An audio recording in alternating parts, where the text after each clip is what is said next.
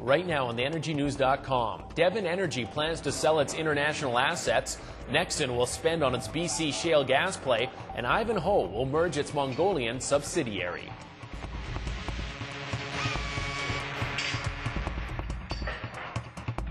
Hello and welcome to theenergynews.com. I'm Kris Laudien.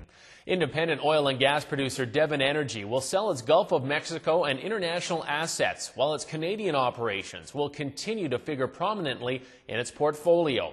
Devon expects the divestitures will create after-tax proceeds of $4.5 to $7.5 billion US dollars. The company plans to use the proceeds to invest in its U.S. and Canadian portfolio and retire debt. In Canada, Devon is active in British Columbia's Horn River Basin shale natural gas play, as well as in Alberta's oil sands.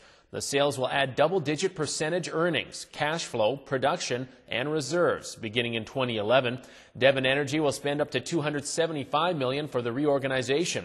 The repositionings of Devon Energy's assets will maintain a very similar reserve and production balance between oil and natural gas. Company spokesman said Devon is active in the Gulf of Mexico and elsewhere internationally and in the United States and Canada, but pursuing all of these projects in the future would not allow the corporation to optimize any of them. Nexen will spend $200 million on its Horn River shale gas play in British Columbia over the next year to quadruple its current output. Chief Executive Marvin Romano said the company plans to triple its gas capacity from the area again in 2011. The company will drill 8 1,800-meter horizontal wells this winter and will use 18 fracture stimulations in each well to destroy the rock and allow gas to be recovered. In last year's program, the company was using only 10 fracs per well. Romano also said he expects the company will sanction its Golden Eagle project in the North Sea late in 2010. He reiterated previous estimates of 275 million recoverable barrels from the project, adding that Nexen hopes to eventually produce 25,000 to 45,000 barrels per day from the site. Ivanhoe Energy said Wednesday its Mongolian subsidiary would merge with Alberta-based Pan Asian Petroleum in an all-stock deal. The merger involves the issuance of up to 3 million Ivanhoe shares worth about $7.9 million, but no payment of cash to Pan Asian's principals. Ivanhoe said Pan Asian holds oil and gas exploration and production rights to a large and highly prospective block in central Mongolia. The company plans to combine Pan Asian's Mongolian interests with Sunwing Energy, Ivanhoe's subsidiary for oil and gas operations in Asia. Pan Asian's corporate structure and its contractual relationship with the Petroleum Authority of Mongolia will not be altered by the merger. Ivanhoe is an international heavy oil development and production company.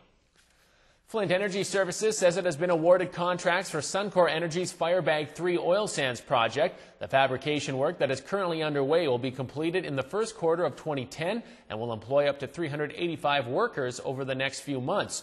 President and CEO Bill Lingard said as a supplier of choice for Suncor, the company is very happy to see Suncor resume development of its oil sands assets, restart delayed work, and commence additional project spending. He added that Flint is particularly pleased to have been awarded this contract and the future opportunities it presents. The fabrication work will be completed by Flint at its modular fabrication plant in Sherwood Park, Alberta. Flint Energy provides production services, field construction, oil field transportation, process equipment design and manufacturing, and other oil and gas equipment and services in Canada and the United States. Cal Valley Petroleum says a softening of commodity prices in the third quarter compared with record highs booked in the same period last year contributed to the 50% drop in gross revenues for the junior oil and gas company. The company, which reports in U.S. dollars, posted gross revenues of $12.6 million in the quarter ending September 30th. That's down by half from the $25.1 million it generated last year. Its revenues, net of royalties, were cut to $7.8 million compared with $15.5 million a year earlier. Cal Valley booked net earnings of $2.1 million or 2 cents a share versus $9.1 million or 10 cents a share in the year-ago quarter. The Calgary company produced the equivalent of 4,184 barrels of oil per day in the recently concluded quarter, down 750 barrels per day from a year ago. Cal Valley has operations in Yemen and Ethiopia. That's the latest from theenergynews.com. Thanks for joining us. Have a great day, and we'll see you next time on theenergynews.com.